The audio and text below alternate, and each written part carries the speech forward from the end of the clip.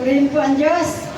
Dahil tunay nga o Diyos, napakabuti ng ating Panginoon. Hallelujah.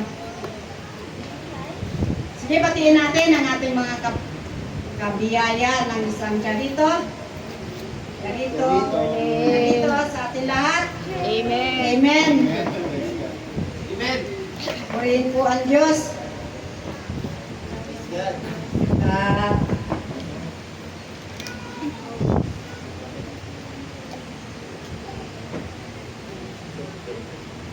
How are you today? All is Well, amen. God is good All the time. all the time. God is good. Tunay nga mabuti ang ating Diyos. Amen. Sige, bago tayo magsimula, i-declare muna natin ang kabutihan ng ating Panginoon. Let's declare the goodness of our Lord. Amen. Amen. Sige, sabay-sabay natin. In Christ, I am complete. I am saved to serve all by His glory, for His glory. Amen. Amen.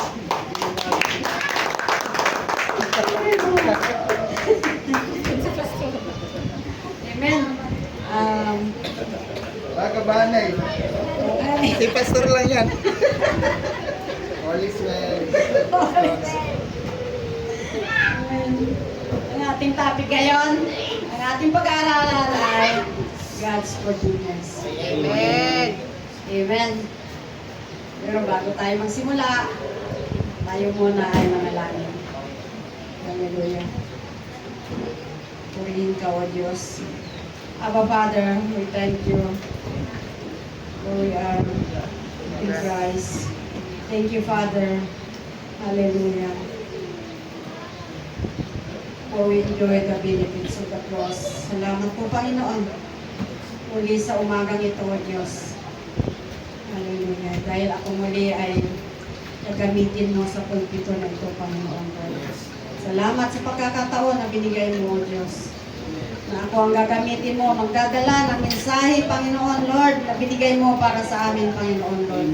Naniniwala kami, Panginoon, ang mensahe na ito ay binigay mo para sa amin upang kami, Panginoon, ay matuto at patuloy na matutunan ang mga salita mo, Panginoon Jesus. Salamat, Ama, sa pagkakataon na binibigay mo sa akin, Panginoon, Lord. Upang ikaw, Ama, ang aking mapurihan, may taas at maparangalan, Panginoon Jesus. Salamat sa iyo, Panginoon, sa umaga nito. Salamat, Panginoon, sa lahat ng mga kapatid na nandito, na dinala mo rito, Panginoon, upang kami sama-sama sumamba, magpuri, pasalamat at mag-aral ng iyong mga salita, Panginoon Jesus. Panginoon, aniwala ko, Panginoon, ang mensahe na binigay mo ay mensahe na mula sa iyo, Panginoon. Panginoon, ikaw, Panginoon, ang aming dakilang guro, dakilang tagapagturo sa amin, Panginoon. So, Panginoon, ang ating tagapagsalita sa umagang ito, O Diyos, ako'y instrumento mo lamang, Panginoon, para maipahagi, maipahayag ang pagpapala na nais mo sa bawat isa sa amin, Panginoon Jesus. Salamat, Panginoon, sa mensahe na binigay mo, O Diyos. Naniniwala ako, Panginoon, na ito'y yung binasbasan na, Panginoon. Pinagpala mo na, Panginoon, na lahat kami rito ay mapagpala sa iyong mensahe, Panginoon, sa umaga nito. Salamat, Ama, sa yung banal na Espiritu na siyang magre-reveal sa lahat ng aking sasabihin, Panginoon, Lord. Tunay nga, O Diyos, sa iyong magmumula ang lahat ng aking sasabihin.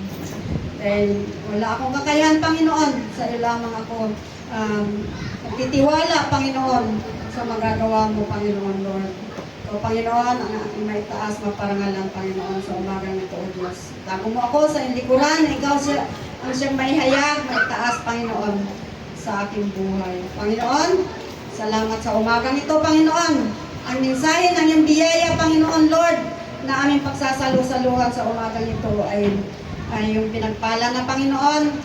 Salamat sa mensahe mo, Panginoon, sa umagang ito. Ikaw, Ama, ang aming tinataas, pinaparangalan, sinasamba, pinapapurihan sa tanging pangalan ng aming Panginoong Hesus.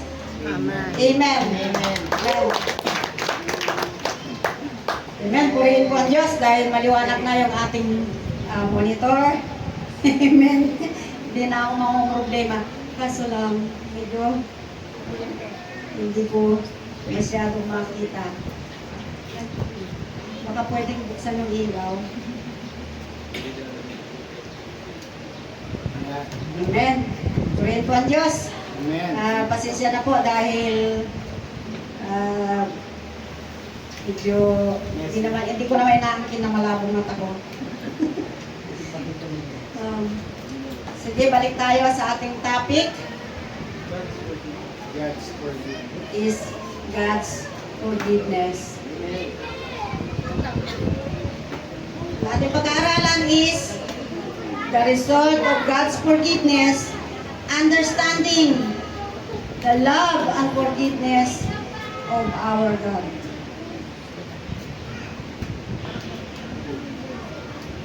Yung resulta, kung ano na yung tinanggap nating kapatawaran mula sa ating Panginoon, ito na yung ating lalakaran ngayon. Kaya,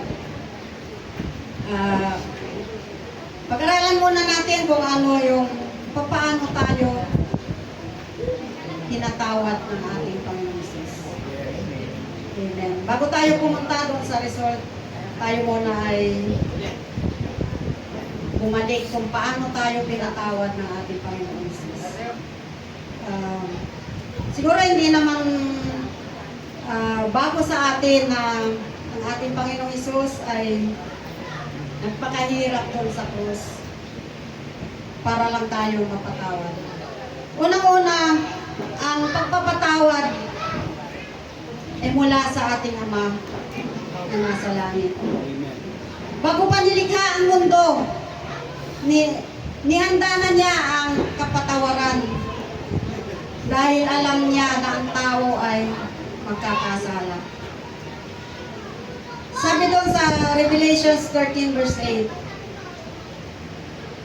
the Lamb of God was slain before the foundation of the world. Yes. Hindi pa tayo nilalang. Wala pa tayo sa mundong ito.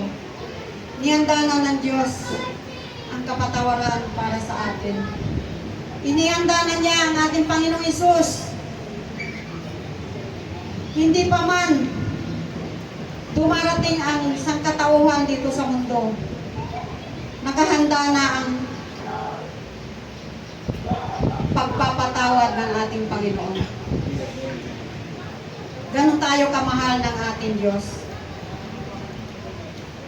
At doon sa Romans 5:8,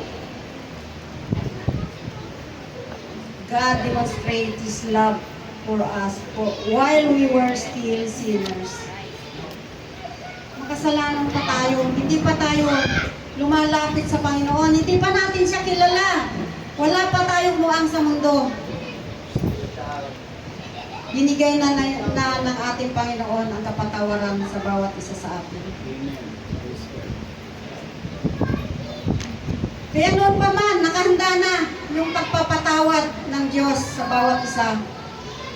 Kung titingnan natin ang kwento sa Biblia, kung paano ang ginawa ng Diyos nung kapanahonan ng mga Israelita,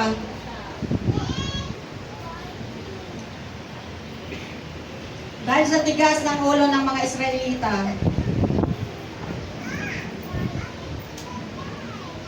binigay niya ang 10 kautusan. Dahil sinabi nila, anong sabi nila? I can do. I will do all the things you have commanded us. Dahil sa tigas ng ulo ng mga Israelita, binigay ng Diyos ang 10 kautusan. Pero, alam ng Diyos na hindi kayang sundin ng tao ang kautusan. Alam ng Diyos. Kaya doon sa pagkatapos ng binigay yung kautusan na yun, nagpahanda siya ng altar. Nakuha natin? Mukhang tahimik tayo ah. Nakikinig ko. Kailangan mo mag-committee. Nagpahanda siya ng altar para doon mag-alay ng mga hayop para sa kasalanan ng tao. Bakit? Kasi alam ng Diyos na hindi natin kayang sundin ang mga kautusan na yun. Bagamat sinabi ng mga Israelita na kaya nilang gawin kung ano man yung inuutos ng Panginoon sa atin, sa kanila. Pero alam ng Diyos. Kaya nagpahanda siya ng altar para doon magandog ng mga hayop o pangtakip sa mga kasalanan. Lahat ng bagay na ginawa ng Diyos para sa atin ay alam niya kasi na hindi natin kaya sumunod sa mga kautusan ng Diyos. Pangalawang ginawa ng Panginoon, isinakripisyo niya ang kanyang anak para sa atin. Kung paano ang ating Ama na nasa langit, sinakripisyo niya ang kanyang anak. Yung kanyang buktong na anak, yung kaisa-isa niyang anak. Bilang isang ama, kung mayroon kang isang anak na nag-iisa, kaya mo bang ihandog? Isakripisyo para sa mga tao. Brother Joy, isa lang ang anak. Kaya mo bang isakripisyo?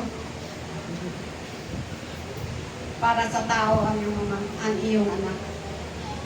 Pero ang ating Ama nagsakripisyo, isinakripisyo niya ang kanyang anak. Isang masakit sa kalooban ng ating Ama, isakripisyo niya ang kanyang anak, alang-alang sa mga tao. Pero isinakripisyo niya at ipinataw sa mga katawan ng ating Panginoong Hesus ang lahat ng ating mga kasalanan. Amen. Amen. Pangalawa, sakripisyo ng ating Panginoong Hesus. Ang ating Panginoong Hesus ay isinakripisyo niya ang buhay niya para sa atin. Kung titingnan natin ang ginawa ng ating Panginoong Hesus doon sa krus ng Kalbaryo, hindi man tayo lumapit sa Kanya, hindi man tayo humingi ng tawad, binigay na niya ang kapatawaran. Kusa niyang binigay ang Kanyang buhay para sa atin dahil sa pagmamahal niya para sa atin.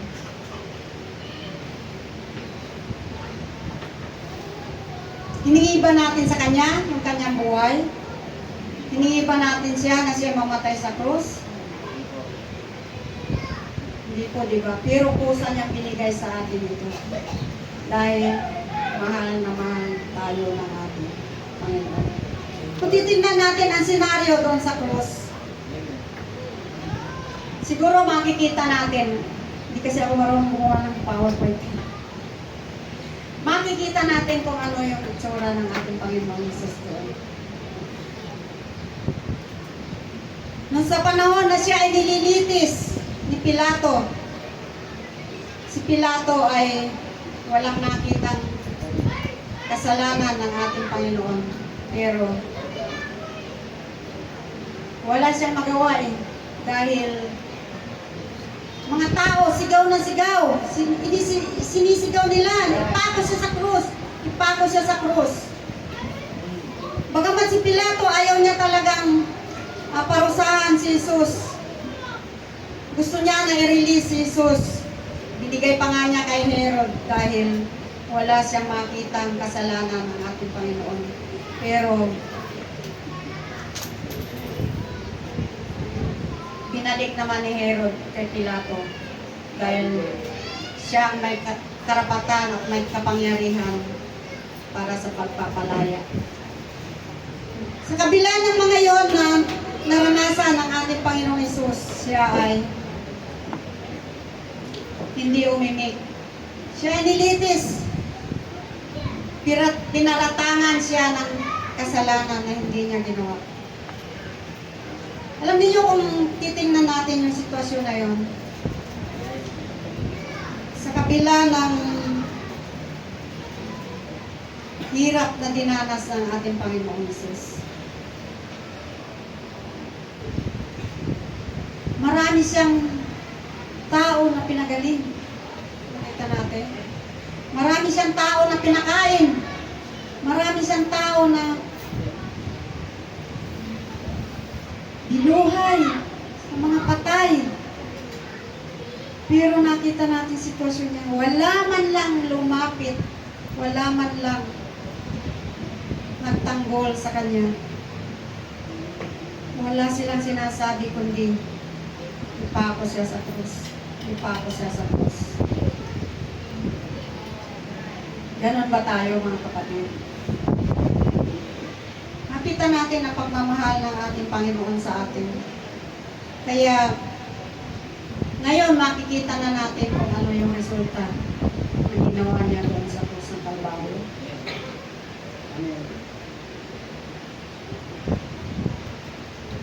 Ngayon, tingnan natin kung ano yung ating pag-aaralan ngayon. Ngayon ay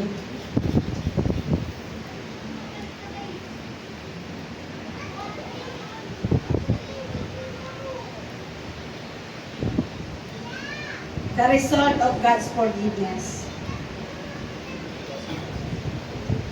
Understanding the love and forgiveness of God. Dito na tayo ngayon. Yung resulta ng kapatawaran na binigay sa atin ng Panginoon. Kung paano natin ito lalakaran ngayon. Yung resulta na ginawa ng ating Panginoong Hesus dahil sa pag-ibig niya sa atin, kaya tayo ay pinatawad.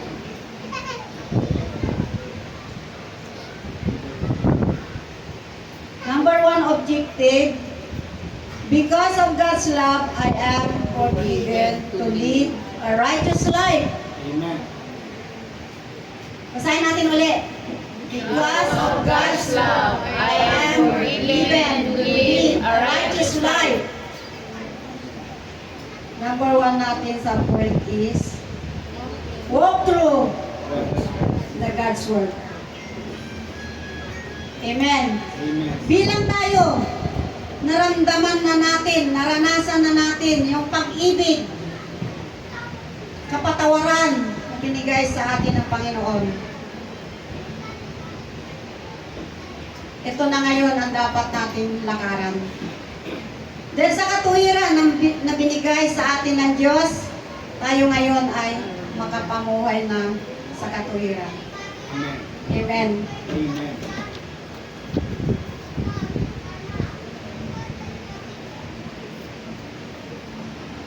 Sa Ephesians, hindi pala, walk through God's Word. Walk through God's Word muna. Sa Colossians 2:13.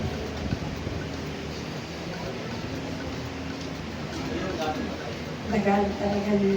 Kayong dating patay dahil sa kasalanan, kayong mga hintil na hindi saklaw ng pagtutulit ayon sa kautusan ay binuhay ng Diyos na kasama ni Kristo. Pinatawad niya ang lahat ng ating mga kasalanan. Ngayon, pinatawad na ng Diyos ang ating mga kasalanan. Ano ang dapat natin gawin ngayon? Lakaran na natin kung ano yung kanyang mga salita. Amen. Amen? Ano ba yung mga salita ng Diyos na pwede nating lakaran?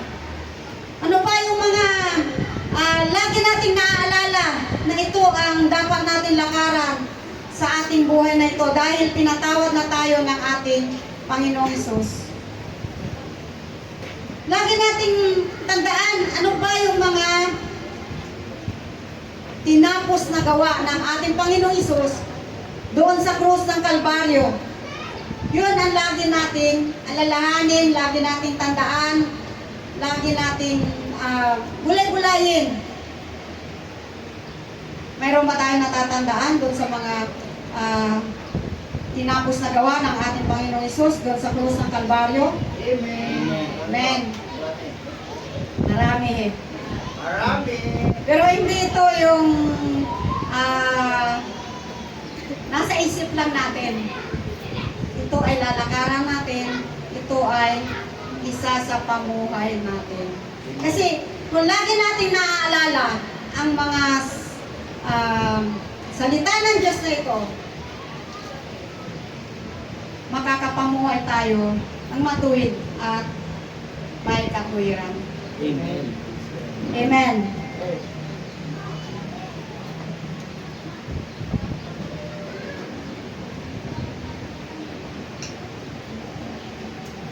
Number 2, so point is, walk through His righteousness.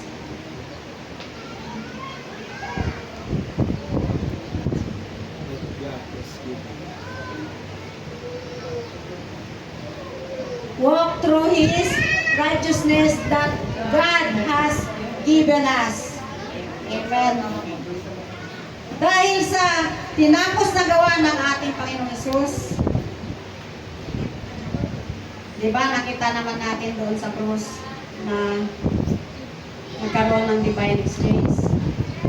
Kinuha ng ating Panginoong Hesus ang ating mga kasalanan, lahat ng ating mga karumihan, at pinalit naman niya sa atin yung kanyang katuwiran, ang kayamanan, ang kagalingan. Kaya ito ngayon ang dapat nating lakaran, yung kanyang katwiran. Lagi nating alalahanin na binigay na sa atin ang buhay na matuwid sa pamamagitan ng kamatayan ng ating Panginoong Hesus. Amen. Tayo ba ay matuwid na ngayon? Amen. Amen. Tayo ba ay matuwid dahil sa ating mga gawa?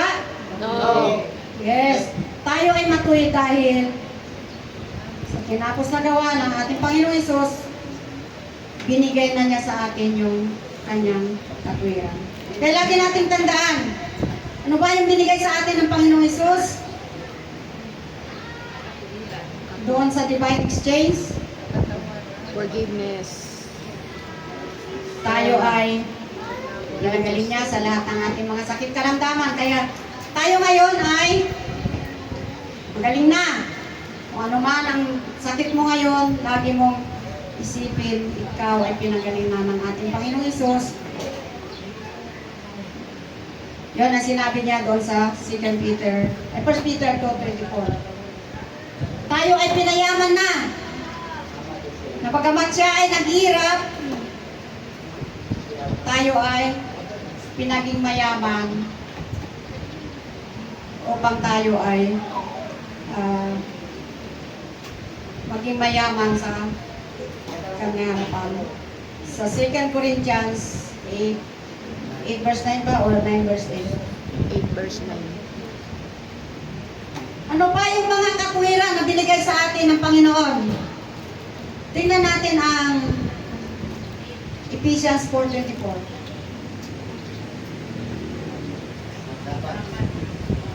Ang dapat ninyong isuot At, ay ang bagong at ang dapat ninyong isuot ay ang bagong pagkatao na nilikha ng kalarawan ng Diyos at nahayag sa matuwid at banal na pamumuhay ayon sa katotohanan. Kaya nga dapat ninyong isuot ang bagong pagkatao. Di ba doon sa 2 Corinthians 5:17 na iniwan mo is God is a new creation. Tayo ay bagong nilalang na. At bilang tayo ay bagong nilalang, tayo ngayon ay lalakaran natin yung pagiging bagong nilalang na tayo. Hindi na tayo doon sa lumang pagkatao, tayo ay bago na. At wala na, sabi nga, wala na yung dati nating pagkatao. Lagi na lang natin sasambitin ano ba yung mga ginawa ni Jesus sa atin. Hindi yung ginawa natin, di po ba?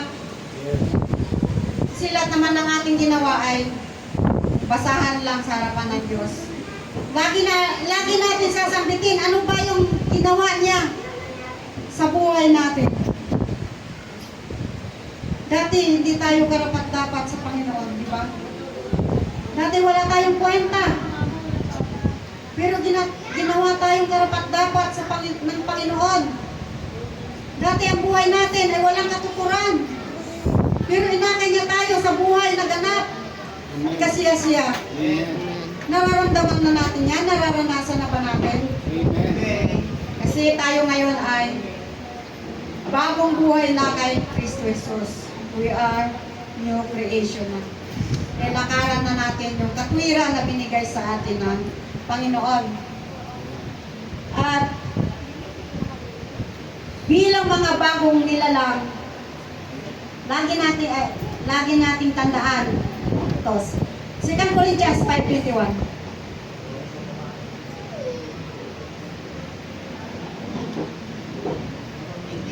Hindi nagkasala si Kristo, ngunit alang-alang sa atin, siya ay tinuring na makasalanan upang makipagsa natin sa Kanya, maging matuwid tayo sa harapan ng Diyos. Amen. Ito lagi natin tandaan. Si Kristo ay walang kasalanan, pero siya ay naging kasalanan para sa atin upang ibigay niya sa atin ang kanyang katuwiran. Upang tayo ay maging matuwid sa harapan ng ating Panginoong Jesus. Kaya, tandaan po natin, ano ba yung mga dalawang subpoint? Walk through God's Word. And walk through His righteousness. Walk through His righteousness that God has given us. Now, punta tayo sa number 2. Huh? Because of God's forgiveness, I can forgive others. Dito na tayo sa mahirap na parte ng buhay natin. Mahirap bang magpatawad? Yeah. That's Yung iba, madali lang makalimot magpatawad. Pero may tao na matagal magpatawad.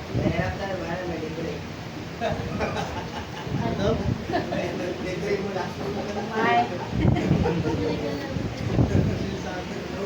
Alam niyo, isa ako doon sa mahirap magpatawad. Lalo na kung masakit, nakasakit sa damdamin yung ginawa sa iyo ng tao na minsan kapwa mo mananampalataya. Siguro iintindihan mo kung siya ay hindi mananampalataya. Pero kung kapwa mo mananampalataya, pero ganon pa rin ang ginawa.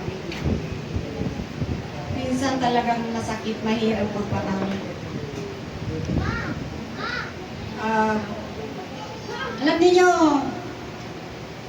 sa aking buhay kasi marami akong naranasan na hirap, mga buhay na masakit.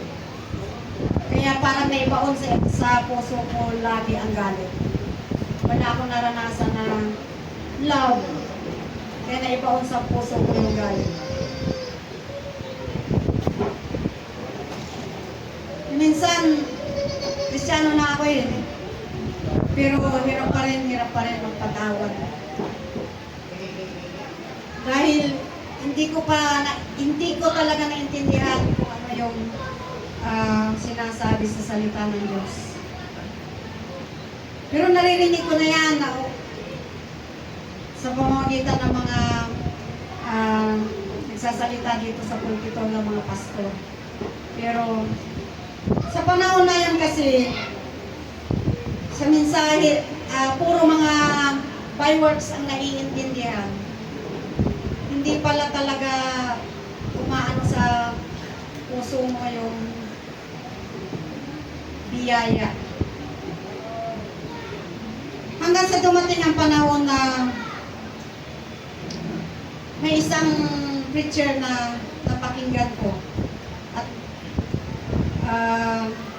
pinaliwanag. Yung preacher na yon ay isang race preacher na lagi ko rin sinusubaybayan. At pinaliwanag kung paano tayo pinatawad ng Diyos. Kung ano ang ginawa ng ating Panginoong Hesus doon sa krus ng Kalbaryo.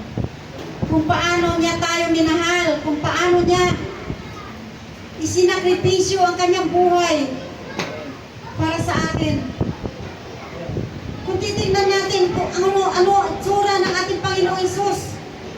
Sabi nga sa Isaiah 54 verse 12, na halos hindi mo na siya makitang tao, hindi mo na siya ma-recognize na tao, na sa hirap ng kanyang dinanas para lang tayo ay mapatawad.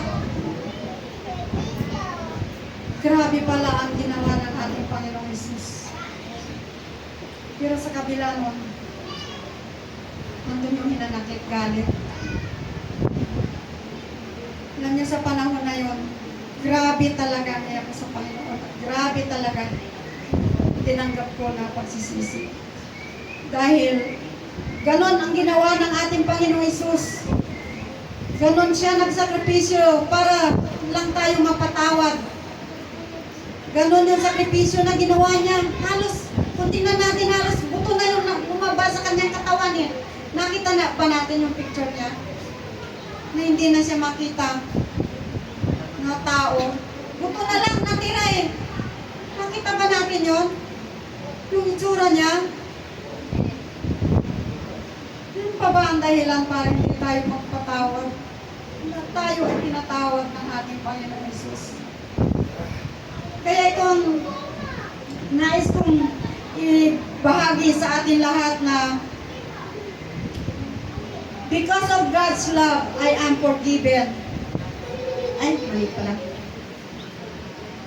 Because of God's love, because of God's forgiveness, I can forgive others. Kung tayo ay hirap magpatawad sa ating kapwa, lagi nating tandaan, lagi nating alalahanin, ano ba yung ginawa ng ating Panginoong Hesus doon sa krus ng Kalbaryo. Gaano ba ang hirap na dinanas niya? Ano ba ang hirap? Para lang tayo mapatawad, kapatid. Kaya, walang dahilan para tayo hindi magpatawad sa ating kapwa. Lagi natin isipin ng tao ito na nagkaroon ng masamang ginawa sa akin. Kaya kong patawarin dahil ako ay masamang tao, hindi karapat-dapat, pero pinatawad ako ng ating Panginoong Hesus. Amen. Amen. Nakuha ba natin, mga kapatid? Amen. Amen. Ha?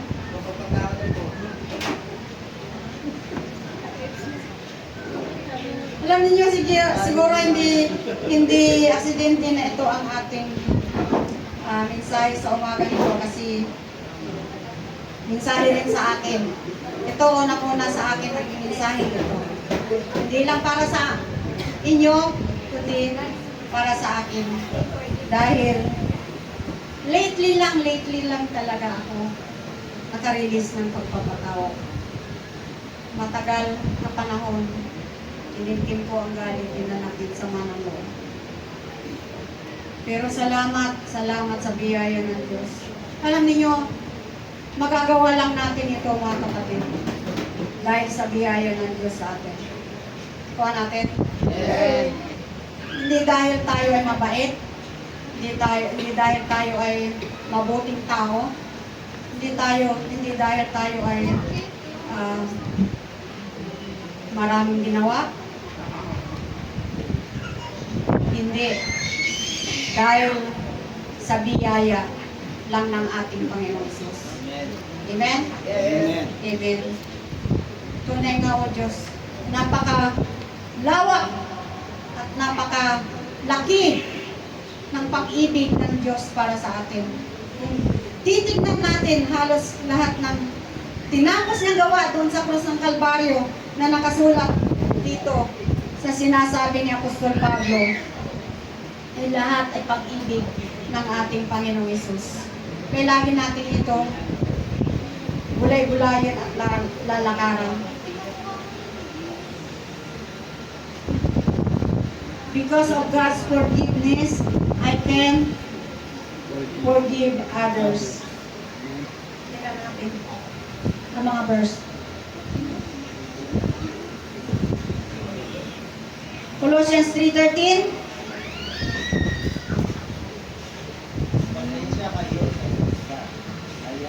Magpasensyahan kayo sa isa't isa.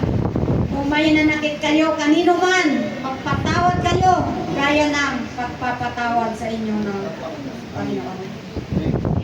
Tandaan natin ang verse na to. Hirap tayo magpatawad. Ano ang sinasabi ng Panginoon? Pagpasensyahan daw tayo. Unawain natin, kapatid. Intindihin natin. Kasi katulad din natin siya. Katulad din natin na nagkakasala. Katulad din natin na nagkakamali. At dahil lang sa biyaya ng Panginoon, kaya tayo nakakatayo. Kung may hinanakit kayo kanino man, alisin na natin mga hinanakit. Alisin na natin mga sama ng loob. Hindi pala nakakatulong din ito sa atin. Sa mga hinanakit, galit, sama ng loob na kinikimkim natin, tayo rin ang aani dito. Tayo rin ang nagkakaroon ng stress. At sa mga stress na yan, doon tayo nagkakasakit. Amen? Sa Ephesians 4:32.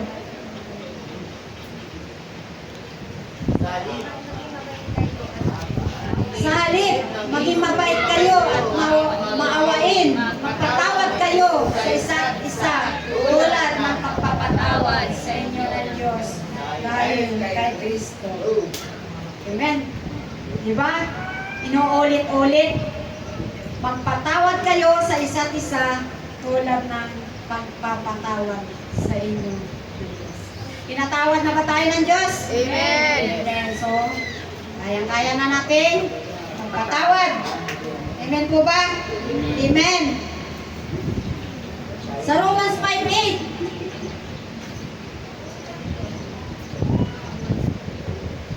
Romans 5:8. Ngunit pinatama, pinatunayan pala to. Ngunit pinatunayan ng Diyos ang kanyang pag-ibig sa atin nang namatay si Kristo para sa atin nung tayo ay makasalanan pa. Amen. Piruin mo, makasalanan pa tayo. Hindi pa natin kilala si Kristo. Hindi pa natin siya tinatanggap. Nandun pa tayo sa mundo. Pinatunayan na ng Diyos ang kanyang mamahal, pag-ibig at pagpapatawad sa atin. Kaya siguro naiintindihan na natin lahat na ang Diyos ay pag-ibig, ang Diyos ay mapagpatawad. Amen. Naintindihan na po natin. Meron tayong natutunan. Sige, balikan po natin yung ating topic.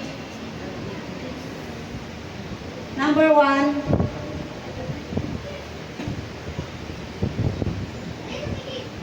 Sige, basahin natin.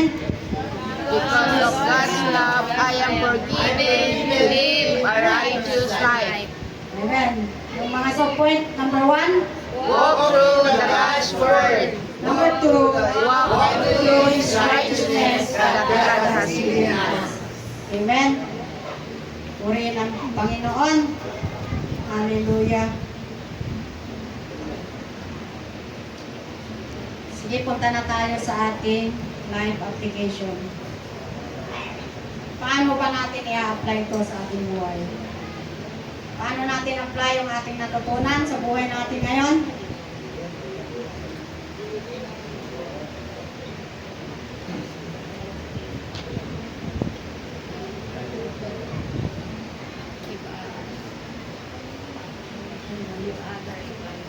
Forgive Others by using God's love. Number 1, life application is forgive others by using God's love. Tingnan natin ang 1 John 4 verse 10. God is love. He first loved us. 1 John 4:10.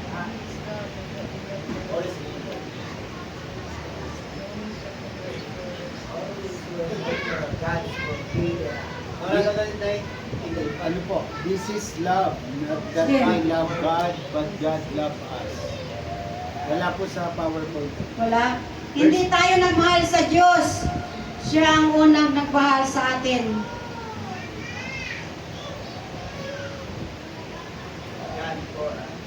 First John 4:10.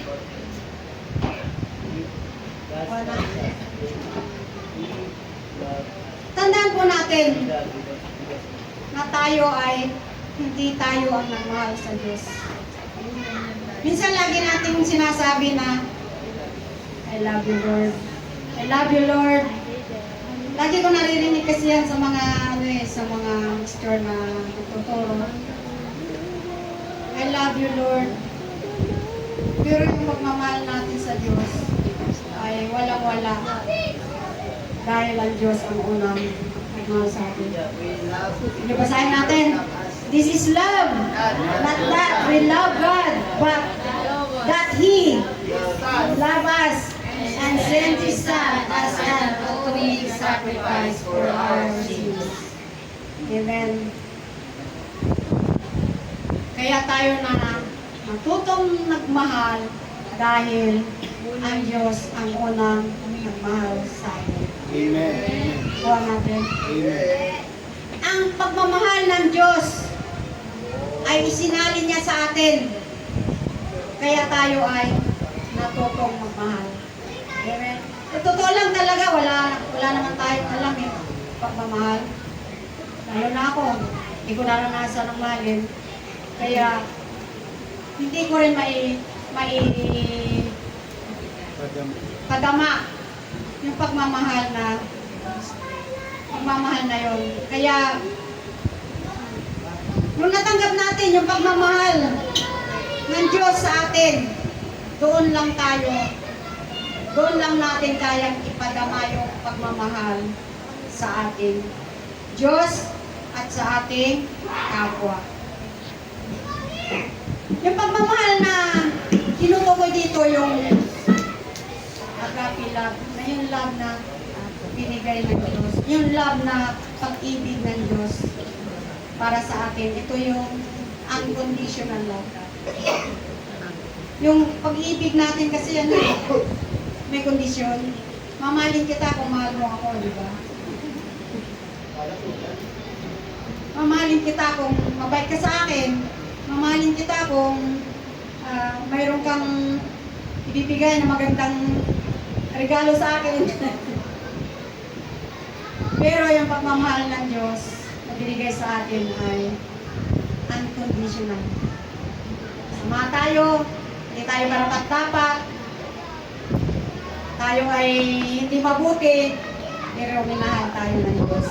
At gusto niya, ganon din yung pagmamahal na ibigay din natin sa Kanya at sa ating kapwa.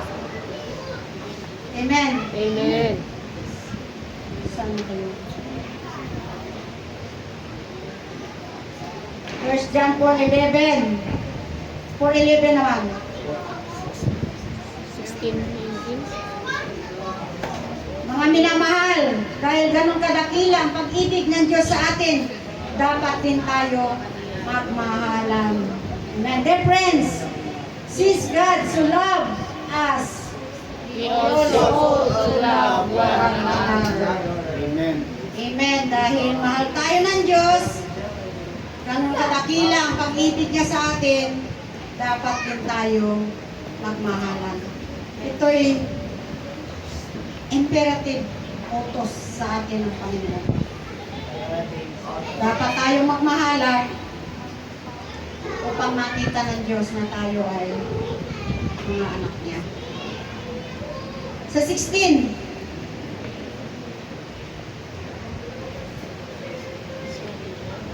That is love.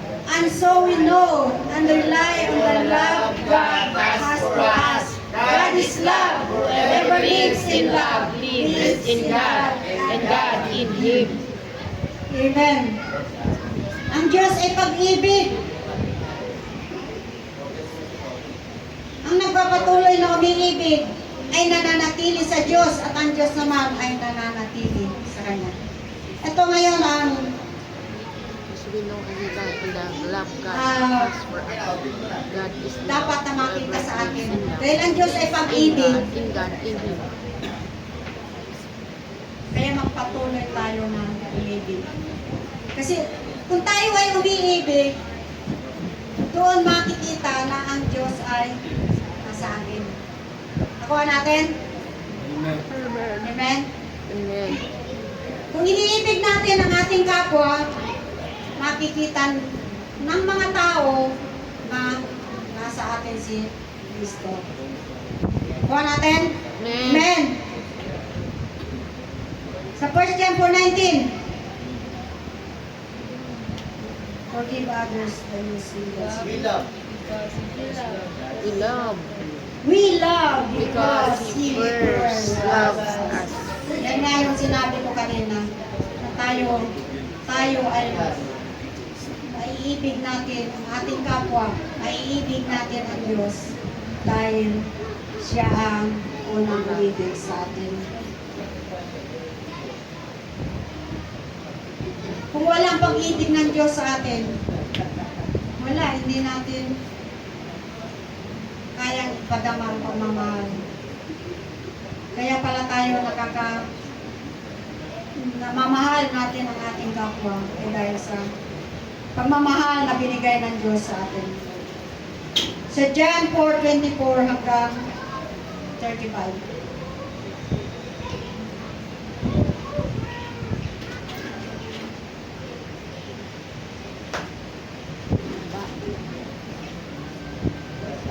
God is spirit. God is Spirit. First, John 4:24, 34 pala, 34.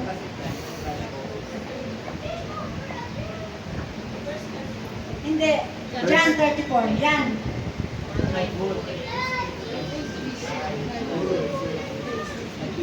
Parang iba. Ano pong verse? Kailangan. 4:34. 35, tingnan nga natin.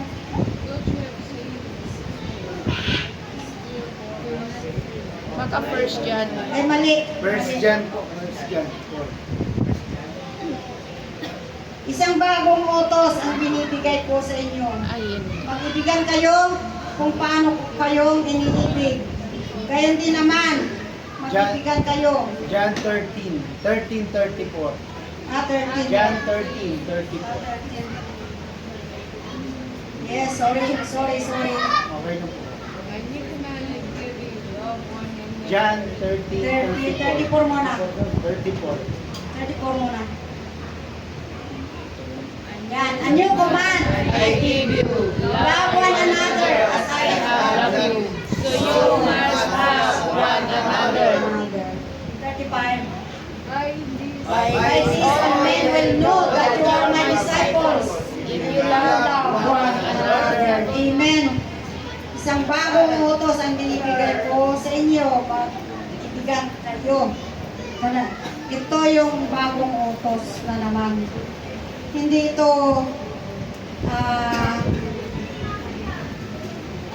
isang ano lang sa atin, kundi ito yung kautusan, utos na binibigay sa atin ng Panginoon na tayo ay mag-ibigan.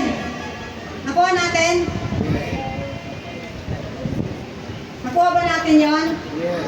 Amen. Purihin ng Diyos. Mag-ibigan kayo. kung paano ko kayong inibig, gayon din naman, mag-ibigan kayo.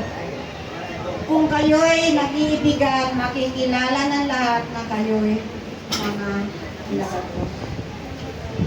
Doon makikita kasi ng mga unbeliever kung sino yung mga alagad ng Panginoon na kung nakikita nila na tayo ay nag-iibigan.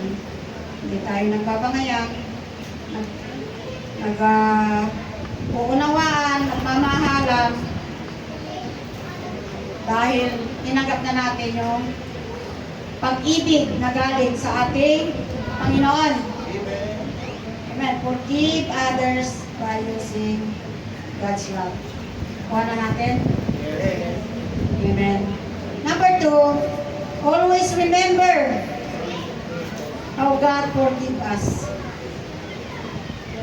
Lagi nating aalalahanin ang pagpapatawad sa atin ng Panginoon. Amen. Sa John 19 verse 30. Tama natin yan? 19 verse 30. It is finished. Yes, it is finished. When Nung ang ating Panginoong Hesus ay nakapako doon sa krus ng Kalbaryo, di ba?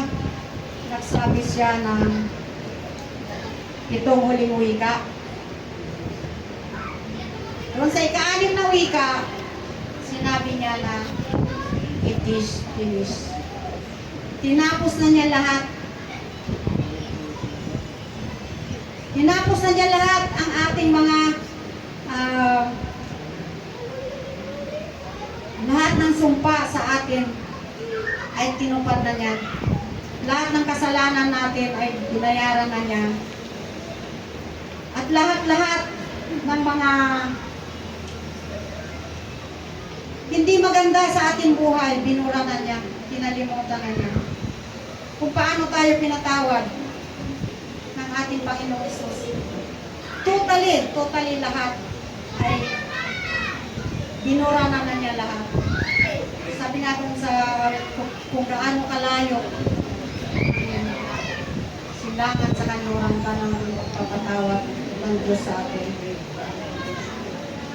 Ganon kadakila ang ating Panginoong Hesus.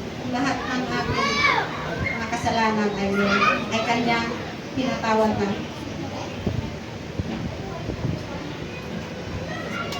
Luke 23, verse 34.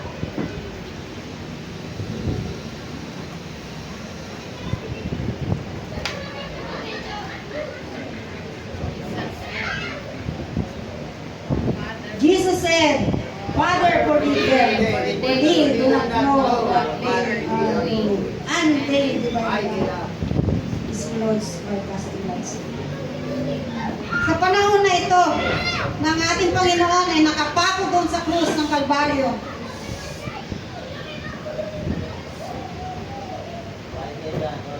Alam ba natin ang hirap na ang mga tao na nagpahirap sa Kanya? Mga tao, pinahirapan siya, binugbog siya. At yung mga pinakain niya, yung mga pinagaling niya, yung mga patay na binuhay niya, wala man lang lumapit sa Kanya. Siya ay inalimura, siya ay pinagtatadyakan, sinipa, binuraan. Pero anong tugon ng ating Panginoong Hesus? Ama, patawarin mo sila sapagkat hindi nila alam ang kanilang ginagawa. Kaya ba natin gawin yon? God's grace. By God's grace. By God's grace. Tinadyakan ka na, tinalo ka na, tinuruan ka pa. Pero sabi niya, Ama, patawarin mo sila sapagkat hindi nila alam ang kanilang ginagawa. So yan, hindi natin kaya gawin yun kung wala ang biyaya ng Diyos sa atin. Amen. Amen. magagawa lang natin talaga lahat dahil sa biyaya ng Panginoon. Amen. Ephesians 4:30, 1 to 32.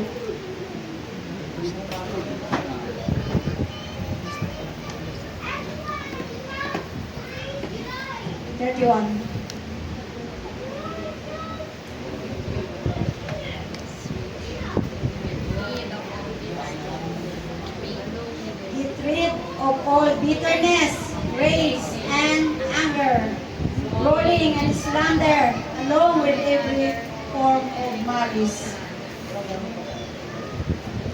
32. Be kind and compassionate to one another, forgiving each other just as in Christ forgave. That's forgive you. Balik natin sa 31.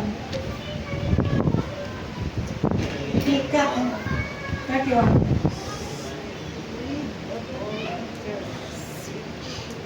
Get rid of all bitterness, rage, and anger, brawling and slander. Alisin na natin lahat ng ating mga bitterness. Ano ba yung bitterness? Paitan. Yung galit na galit. Rage and anger. Galit, sinanakit, sama ng loob. Amen. Release na natin lahat yan. Eh, tayo ay pinatawad na ng ating Panginoong Hesus. Sa halip, sabi niya sa 32, maging mabait kayo sa isa't isa tulad ng pagpapatawad ng Diyos dahil kay Kristo. Amen. Magagawa ba natin magpatawad sa ating kapwa? Amen. Amen. Magagawa lang natin ito By God's dahil grace. sa biyaya God's ng ating grace. Panginoong Jesus. Balikan natin yung ating live application.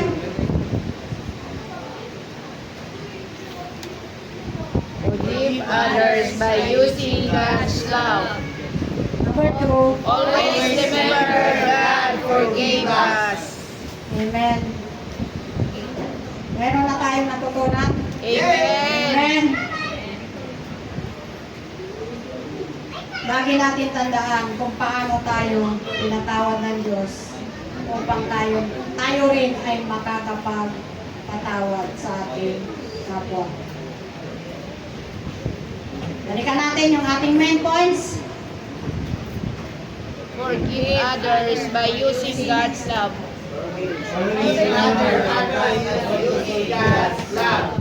Always remember how God forgave us. May application yan eh.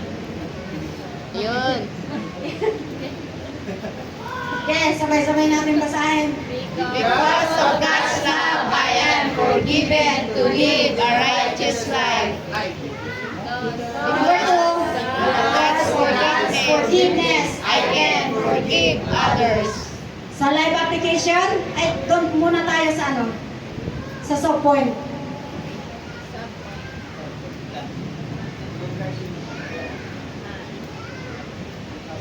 May soft point yan sa number 1. Forgive others by using God's love.